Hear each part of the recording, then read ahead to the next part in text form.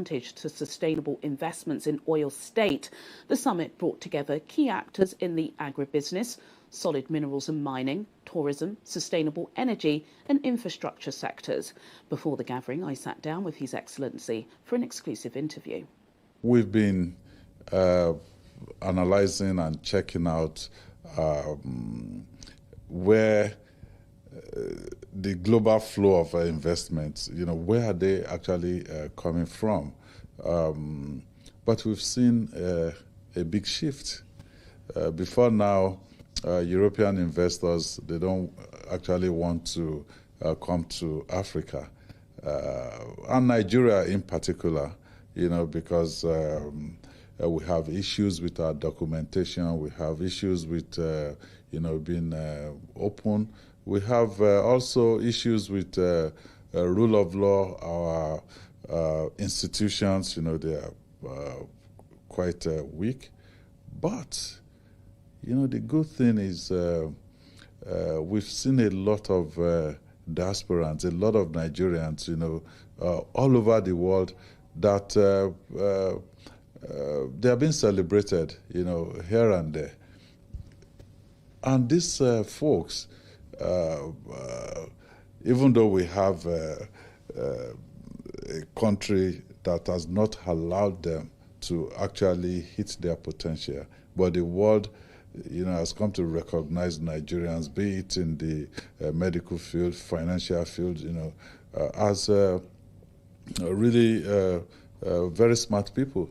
So I felt we should leverage on that opportunity, right now, and utilize some of the good things happening, around the world to Nigerians, to bring attention, back to us. And for us in Oyo State, this past 4 years, we've been able to achieve quite a bit, but our story has not gotten out into the world the way we would have loved it to.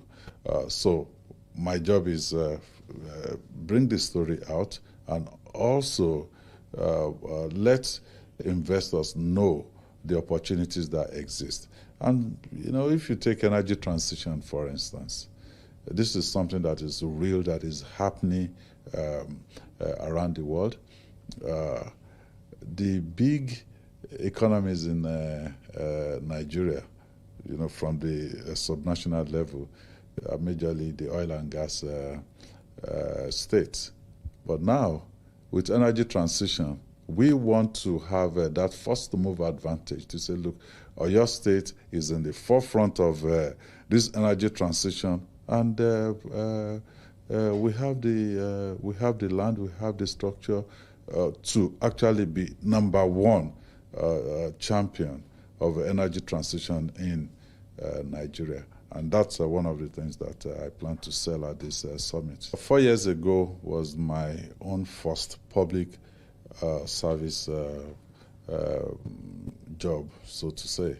I came from the private sector. All my life I've dealt within the private sector. So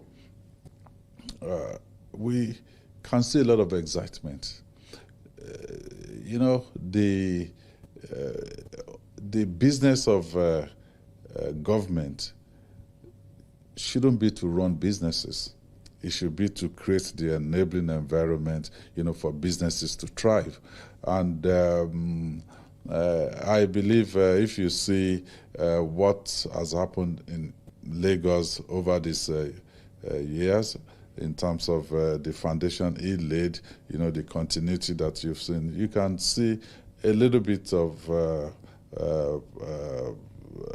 a different Lagos, so to say. I also look forward to collaborating with the president-elect, as the president of Nigeria post May 29. And I believe that it will be a little bit different. And change is something that is exciting. And I know our people are looking forward to, few changes to be made. and I think he has the capacity and enough good people around that can really help him achieve that. I mentioned to some people that, look, you do have issues in Nigeria with human resources, exposure, energy level, and things like that.